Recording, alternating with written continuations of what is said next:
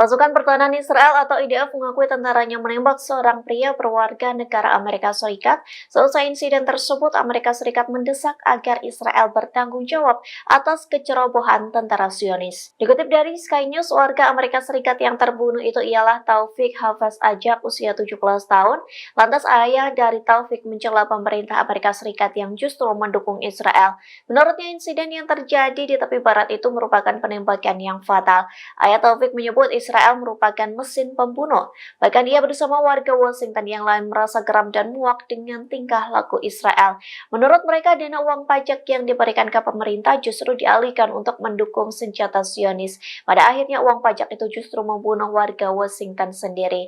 Diketahui sebelumnya, Departemen Luar Negeri Amerika Serikat mengonfirmasi Taufik tewas di tepi barat. Pihaknya pun meminta penjelasan dari Israel. Sementara juru bicara Angkatan Bersenjata Israel mengungkap kronologi pembunuhan tersebut yang mengatakan seorang perwira polisi dan seorang pemukim Zionis melepaskan tembakan ke seorang warga Palestina yang diduga melemparkan batu di wilayah Al-Mazrah Al-Zarqiyah di tepi barat.